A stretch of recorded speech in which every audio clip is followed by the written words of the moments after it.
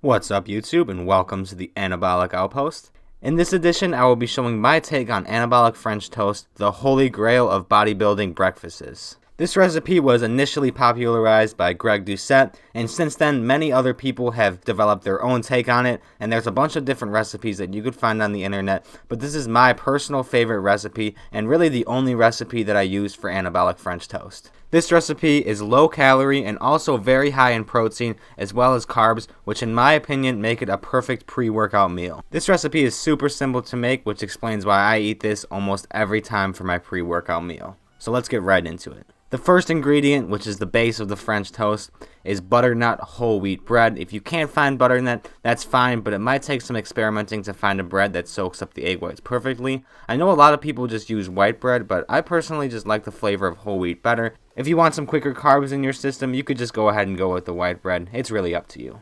Next, we have egg whites, cinnamon, vanilla extract, one whole egg, and yes, it really does make a difference in the consistency versus just using all egg whites. Your sweetener of choice, as always, I'm going with sucralose, blueberries, and finally, to top it all off in the end, Miss Butterworth's sugar-free syrup.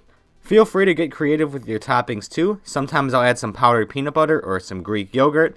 Always remember, if you didn't have fun in the anabolic kitchen, you did it wrong. Alright, so getting right into the mixing, you're going to start off by cracking in your whole egg. It's typically going to be around 50 grams, give or take a few grams, but it doesn't matter if you're a little over or under on your egg grams. Once you add in your egg whites, you're going to want to add 350 grams. If you really want to be precise with it, like I did, you just measure up the egg whites until you get up to 400 grams. So you should have in total 400 grams split between the egg whites and the whole egg. Not gonna lie though too, sometimes I'll add 2 or 3 whole eggs, especially when I'm on the bulk, but because this is supposed to be a low calorie, good pre-workout meal, I'm only gonna add 1 egg for the purpose of this tutorial. But don't be afraid to add a couple more.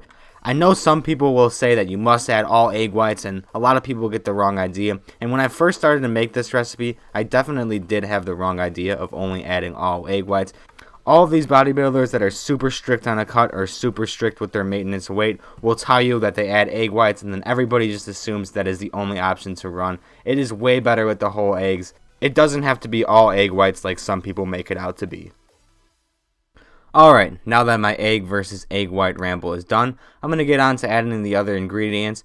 And I'll be honest with you, I really don't measure these other ingredients with the vanilla, cinnamon, and sweetener. You could kind of just see how much I'm adding in, but it's all really a feel, and you're going to get your own personal preference with how much that you want to add. But I really just do a splash of vanilla, a little sprinkle of cinnamon, and then a littler sprinkle of sweetener. If you want to see the proper ratios of what I'm doing, just watch the video and see how much I add. I obviously don't add the same amount anytime, and I don't measure these out because it's 0 calories and it really doesn't matter. I just eyeball it anyway.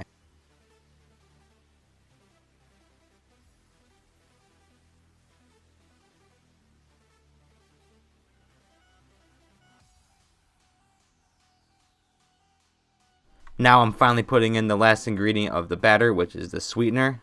Like I said, I'm using sucralose. It's going to be a different amount of sweetener based on how much you use, but as you can see, that's how much I usually use when I'm using my sucralose. And then you just get to work and mix it. Make sure that egg yolk is nice and broken up, especially if you decided to use multiple eggs. You don't want any chunky yolks within the French toast batter. And as Greg Doucette says it, you just mix it until it looks mixed. Alright, so this is what the batter is going to look like once it's mixed. A little brownish because of the cinnamon, and then also a little foam at the top because of the egg whites. They start to foam as they get mixed. But this is the consistency before you start to dip in that bread. Alright, so now it is time to cook up the French toast. You're going to want to put the stove on a low to medium heat. You want the inside of the egg whites to be cooked thoroughly, and if you have it on way too high of a heat, it's going to be a little bit of mushy in the inside. But with this recipe, patience is really key, and a lower heat is better so that it's not mushy on the inside. To start it out, you're just going to want to spray your stove with some cooking spray, and then you're going to begin to lay out the blueberries for the blueberry French toast. You kind of just want to lay these blueberries out in the same shape of what the bread is. Usually I just go like 5 to 6 blueberries and randomly scatter it around. That way, once you place the bread on the stove, none of the blueberries will be over the bread and they'll all be under and get baked into it. And in case you're wondering, if you're going to be making this recipe a lot, I highly recommend that you get a flat top pan like I have here. It perfectly fits 4 French toast in, and I was noticing when I was using like regular pans that the French toast would ride up the sides and it wouldn't get evenly cooked throughout. But once I switched over to this flat top, I noticed it was a lot more evenly cooked and easier to manage. And I also got 2 of them, so it makes meal prep twice as fast. Now I'm beginning to take the bread and dip it into the egg white mixture. You're just going to want to dip it into the mixture and then kind of just slosh it around a little bit using both your spatula and the hand. Of course, be careful to not actually break the bread, as you want some evenly perfect looking French toasts.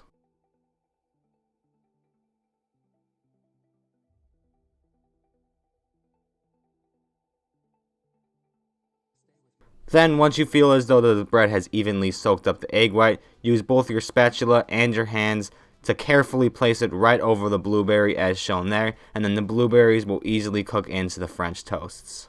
Then, you're just going to go ahead and repeat this process with the remaining 3 slices of bread. Alright, now that I have the 4 slices of French toast on the pan, don't be afraid if there's some egg whites surrounding the French toast as well as some egg whites left. I'm going to show you exactly how to manage this and what to do with it so that the egg white actually builds up around the bread and actually makes bigger French toast slices than what you have originally had with the bread. You should have a little bit of the egg white mixture left, and what you're going to go ahead and do is just go around clockwise with it with a spoon and just put a little bit over top and then just rub it into the toast slices to try to minimize the excess buildup around the sides. It doesn't matter if you do have the egg whites, but it's better if you could just get the bread to soak it up. And you're going to continue doing this until there's no longer any remaining egg white mixture. This is what it's going to look like once all the egg white mixture is done. And I'll be honest, it's a little different every time how much egg white buildup there is.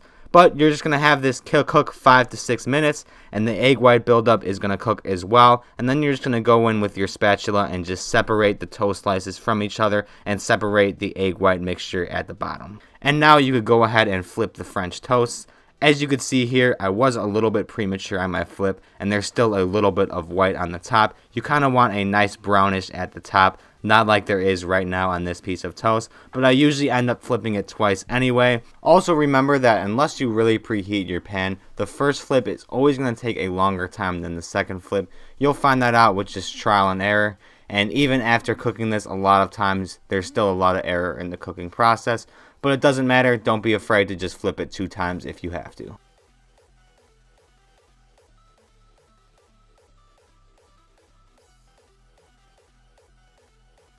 Alright, so now once the toast is flipped, what I like to do now is just kind of take the excess egg whites that's built up. It's hanging over the edge of the toast and just kind of tuck it into the bread. And then throughout the cooking process, it's just going to kind of stick to the sides of the bread and just make it so that the excess egg white really just molds into the bread and gives you bigger toast than you started with. Really an anabolic hack right here to get more protein and less carbs. And now here's that second flip that I'm talking about to get rid of the little white at the top. And you can see here, this is the color that you're looking for, a nice golden brown. Definitely not burnt, but definitely nice and crispy at the top. And if I didn't say this already, it's going to be 4 to 6 minutes per side on the toast, and then the extra 1 to 2 minutes at the end there, just to make sure that there's no white at the top. It's not needed if you don't feel like you need it. Alright, and you are now done with your French toast, so you could go ahead and just transfer it to your plate. As you're going to see here, I don't like to stack them yet because these things hold in a lot of heat, so I like to have them spread out on my plate for a little bit and just let them cool for a few minutes before I begin to dig in, because they're just way too hot, and when they're way too hot, it really impacts the flavor. But if you could just be patient for a few minutes and wait for them to cook, then you could finally stack them as I'm doing now and have the perfect temperature for consumption. So I just go ahead and stack them up, and then I go ahead and take my favorite topping of them all, Miss Butterworth's sugar-free syrup. You could use any brand sugar-free syrup, but Miss Butterworth's is by far the best. I've tried a lot of different syrups. Trust me, most of them are just straight liquid, but this is the best, very similar to regular maple syrup. And there it is, the final product. I do usually pair this with some turkey bacon as well, just to give me that sweet and salty flavor that I'm looking for. And although sometimes I do switch it out, I always end up coming back to this perfect pre-workout and or breakfast meal. And if you were wondering the macros on this, it's going to be a total of 62 grams of protein with 57 grams of carbs, 7 grams of fiber, and 8 grams of fat for a total of only 575 calories. But that is all I have for you guys today. If you did find this tutorial helpful, please be sure to like and subscribe. It really means a lot to the growth of the channel, and I've been really enjoying the support I've been receiving on these recipes. So keep it up. It is really motivating for me to continue producing these delicious recipes for you guys.